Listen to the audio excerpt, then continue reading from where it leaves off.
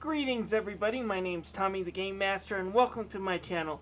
Well, and today my budget games are games that will definitely be in the bargain bin if you actually know to buy them physically and are definitely waiting for those Steam sales. I'm going to be looking at two fighting games released a few years back. Both were released around the same time, both are tag fighters, and both are very high on the fan service of their related franchise. Today we are going to be putting Marvel vs. Capcom Infinite against Dragonball Fighter Z in a tournament of power situation and see which one was a better game. The winner gets to stay on my hard drive. Yeah, we all know which one's going to win, but it's still going to be interesting to see which area succeeds the other and why. Okay, in the story fight, let's start off looking at Marvel vs. Capcom Infinite story first. And I will be looking at the story as it is and not what it's missing, but I will go into that now. Yeah, a lot of problems with this game and why I don't think it was as big a success as it could have been, and why a lot of fans do like to hate on it, really isn't the fault of the developers at Capcom. It's the fault of the company that now owns Marvel, which is Disney, and when this game was in development, Disney had a feud over a lot of the rights to Marvel characters with Fox, mainly the X-Men. Because of that, Disney did their best to make sure one of Marvel's top franchises for decades were basically shoved in the closet as much as possible when it came to the licensing deals and cartoons. Yeah, we did see Wolverine make a cameo occasionally on a Spider-Man cartoon, but that was basically it, just watching the Marvel cartoons that are on Disney Plus. And looking at the video game market, it was basically X-Men free during this time. So why does that matter in Marvel vs. Capcom Infinite? Well, though I didn't own any of the games back in the day because I was a Nintendo 64 kid in high school, hey, Zelda was amazing. That's all I gotta say. The franchises started with the X-Men. You see, back in the early 90s, after Capcom Street Fighter 2 became a huge hit, looked at doing new variations on the Street Fighter formula. They managed to get some licensing deals with Marvel at the time and make an X-Men arcade game, plus a fighting game based on the original Infinity War comic. Then they decided to do a team-up with the Street Fighter vs. X-Men, and after that became a huge hit, the whole Street Fighter cast took a fight against the whole Marvel Comics universe, and later just threw in the whole bunch of their characters, now creating what is now the Marvel vs. Capcom series. So yeah, the X-Men characters were one of the founding characters for the series. It's kind of like removing Mario from Smash Brothers. Sure, it could still be a great game, but something would be missing without the Mario characters. Same concept here. By removing the X-Men from the game series, for reasons most gamers and comic book fans don't really give a shit about, you anger them, and this I do believe costs this game some sales. Not that it's the only problem. Now with that said, let's look at the story as it is, and I would kind of like people to know that I'm not really a huge fan of the X-Men, but I am a huge fan of another X, Mega Man X. And the fact that this game puts X and Zero in the middle of the story makes me extremely happy. Basically, the plot goes like this. Lady Death and Jeddah from the Darkstalker series want to harvest more human souls, and they think they can do it by combining their two universes. The only problem, one of the stones they need now exists in Sigma Lab, and they trick Thanos and Ultron into crossing dimensions to get into Able City and to break into Sigma's lab. However, there, Ultron discovers Sigma and him are basically soulmates, and yeah, the characters are a lot alike. And the two decide to merge the universes and then themselves, and then sick a virus on their new creation, turning everybody into Borg-like creatures. The only way to stop them is to collect all the Infinity Stones, of course, which means the Avengers, Street Fighter, and all the other Marvel characters have to do some teaming up with some undesirable characters like Thanos in order to track them all down and stop Ultron Sigma. I won't lie, I love the fan service in the story. Seeing some of these worlds merge into two different things, like having it be Umbrella or having X's Able City now merged with Thor's Asgard, so the Rainbow Bridge and Mega Man X's iconic highway scene are now one, just makes me really feel nostalgic. In the end, I did enjoy the story. all 5 hours of it, which 90% of it was cutscene, and yeah, I will get to more on this later. The story in Dragon Ball Fighter Z is also fan servicey, but more of an anime kind of way, which means it's got tons of stupid in it. Basically, it starts out that a whole bunch of clones of both the good guys and the villains of the past have appeared, but due to something called waves, the good guys are without their power, unless they bond with a mysterious soul in order to use their power. Yes, it's stupid and corny, but it's basically a way of making sure that someone like Yamcha could actually stand a chance against the likes of Frieza or Super Saiyan Blue Vegeta, when in the anime he'd be easily defeated. At any rate, investigating the waves, the team finds out that Android 16 has managed to be resurrected, which I thought was stated as impossible in the original anime, along with some of the real villains, and the culprit is none other than Android 21, a new stylish android that also manages to have some of Kid Buu in her, and wants to turn the whole world into candy so she can absorb their power. There are 3 separate stories in this mode. The hero story, which plays out like what you expect from a Dragon Ball arc, especially a Dragon Ball Super arc, and it ends with Whis here breaking the 4th wall and telling the player there is more to the story. The second mode has you playing as Frieza as kind of the main character, and it's by far my favorite story, as Frieza has to swallow his pride to join up with the likes of Nappa, Cell, and even Goku and Vegeta in order to take 21 down if he doesn't want to get turned into a pastry. The third follows Android 16 and 18 around as they befriend a scientist that used to work for the Red Ribbon Army, who is trying to use the waste and the human soul to hide her dark side and keep it from coming out because it could be dangerous to the Earth.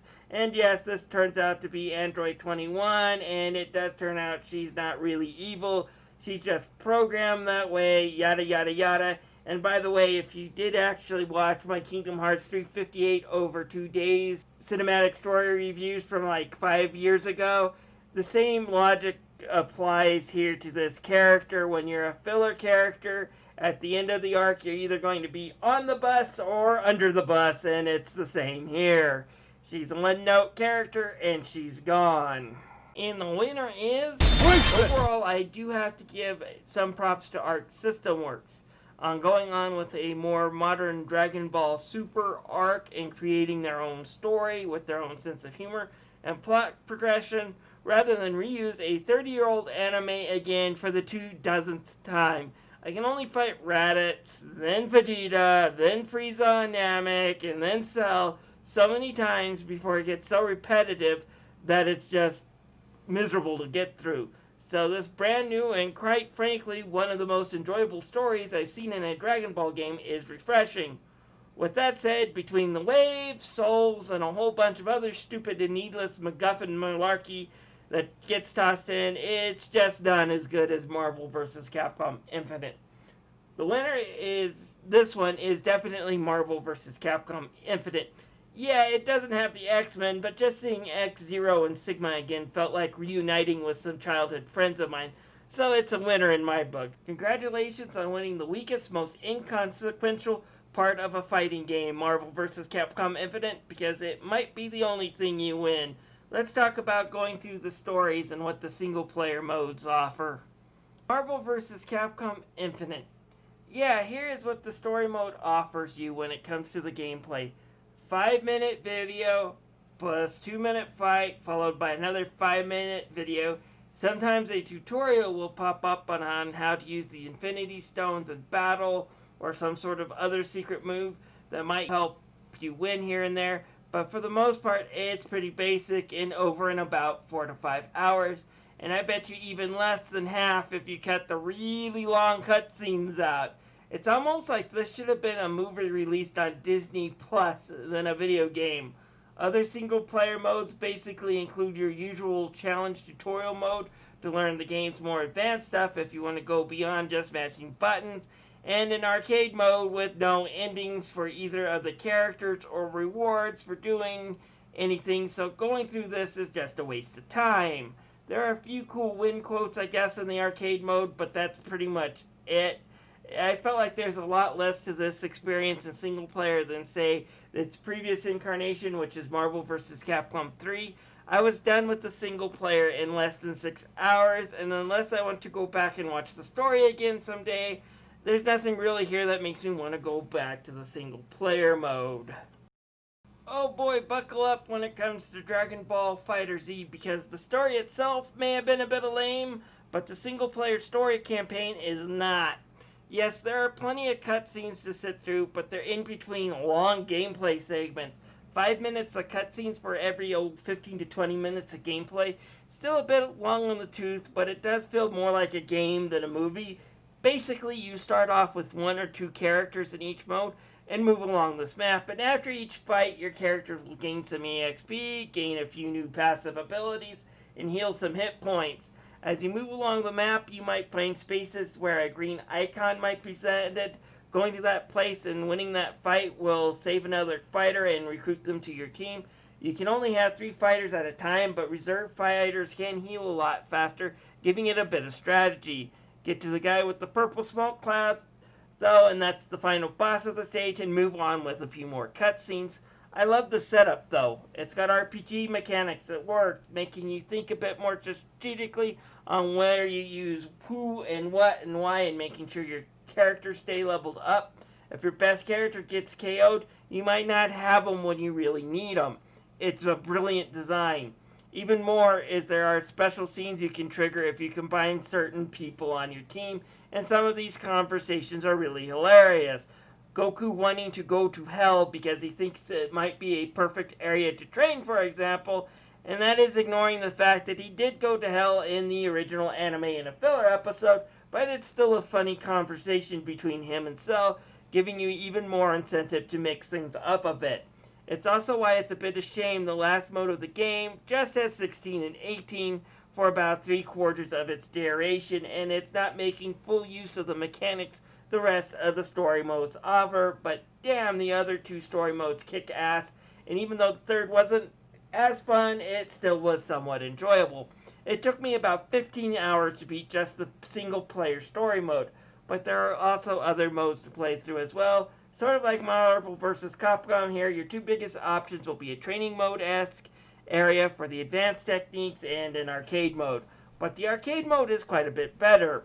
While there are no individual endings, you do get to pick how many battles you want to fight, which fighters you proceed depend on the score you get, and you get money that you can spend to decorate your character for the online lobby.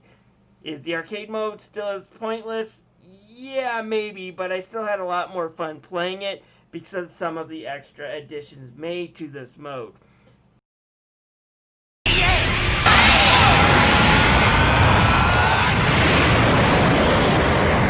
Yeah, longer, actually having more playtime, having other modes outside of the story that I found fun and worth going through. The winner in this fight is Dragonball Fighter Z. Graphics. Let's go through the graphics next, starting with Marvel vs. Capcom Infinite. And yeah, it uses the Unreal Engine to make it kind of look like one of their Marvel movies, which I don't think looks bad, but it lacks charm. We've seen graphics like this before from other games. It doesn't really stand out. To be honest, I think in a lot of ways Marvel vs. Capcom 3 looks a lot better and will age better because it went for a more comic book art style. I just gotta say this will look forgettable in about 10 years, and wish they went and made more effort to make it look more like the third one from last generation with a bit more of a comic book feel. All but the Hulk model. The Hulk model is much more improved. Glad they fixed those teeth for you, buddy, because Marvel vs. Capcom 3 Hulk face looks scary for the wrong reasons. Also using the Unreal Engine, Dragonball Fighter Z shows what happens when you take the time and effort to have it look good. This looks almost like an anime, with the character models looking almost identical to the anime. The scenes in the background are just gorgeous. The fighting effects and even the explosions that happen are just so stylish. My only nitpick with the game's graphics is that the animation does have some choppiness in it when it comes to the cutscene, but that almost looks like it's intentional because that's just the way Arc System does these types of fighting games. The winner!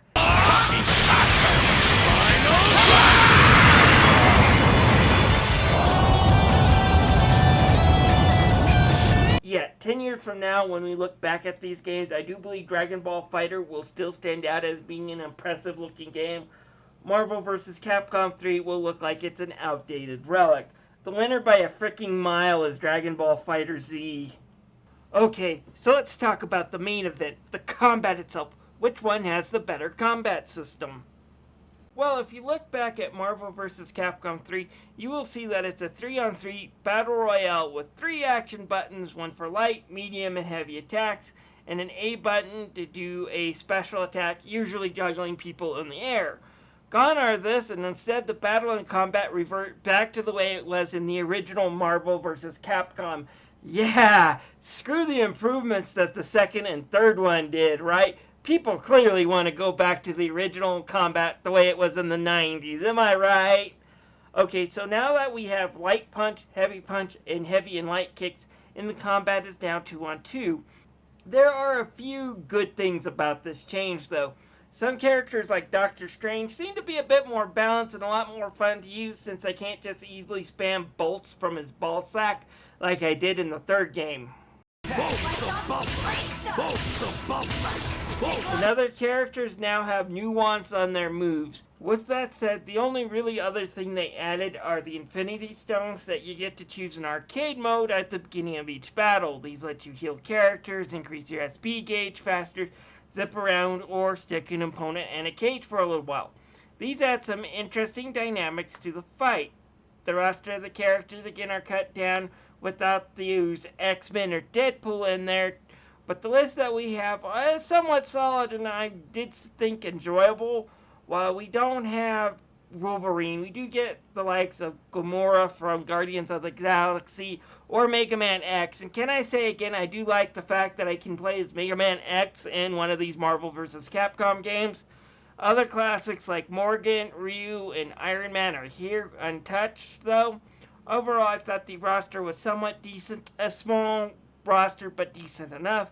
Other additions to the game is the easy combo system. Mashing X does a combo automatically. I also think that going back and forth between characters didn't add much to the combat as much as it did in previous games. Not like Marvel vs. Capcom 3 had with its overall amount of insanity that it had.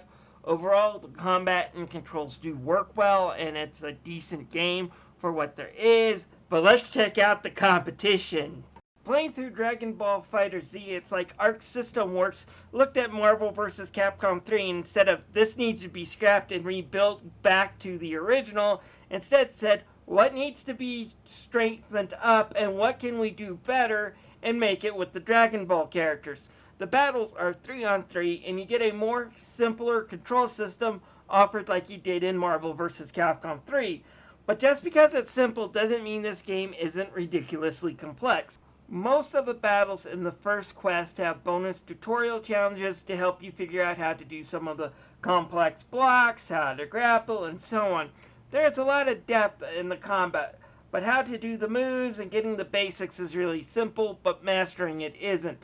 While both games use super combos, Dragon Ball Fighter Z really is about controlling the ki gauge, because next to pulling off finishes, you can also do things like teleporting across the screen to give an enemy combatant the Ed Gruberman treatment.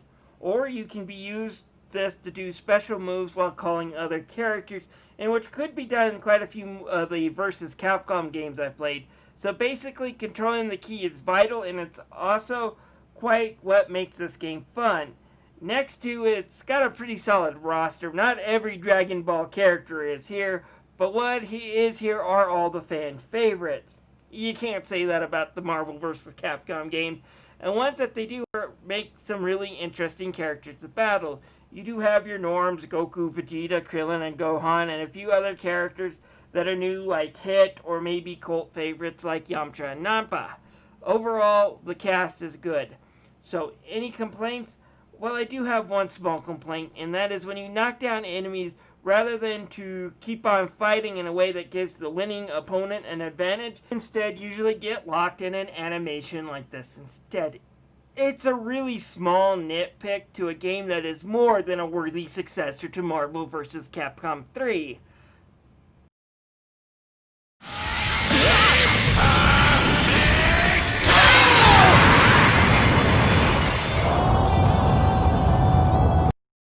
the winner. This one's closer than a lot of other ones, but when it comes to the core games, because both really are actually solid and really fun, but Capcom seems to have taken a step back and calmed things down, while Dragonball Fighter Z ratcheted up the chaos, just the crazy amount of stuff you can do in the combat up to the 11. The obvious winner here is Dragonball Fighter Z, but it's not quite as one-sided as one might think. Okay, this one's really not fair, but I tried several times trying to get into an online match in Marvel vs. Capcom Infinite on Steam, and flat out failed. Dragon Ball Fighter Z, though, connected me right away. I got into several matches, and I had a lot of fun. Yeah, it's by default, but the online goes to Dragon Ball Fighter Z. And that's the end, folks, with the final score being 1-4. And as per the rules of this competition, Marvel vs. Capcom Infinite will be erased off my hard drive. But before this universe disappears from my hard drive, let me say this. Marvel vs. Capcom Infinite is not a terrible game.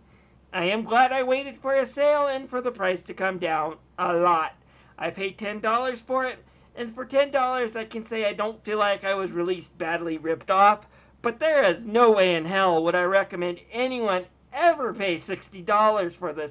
There's just not much content outside of an online mode that no longer exists.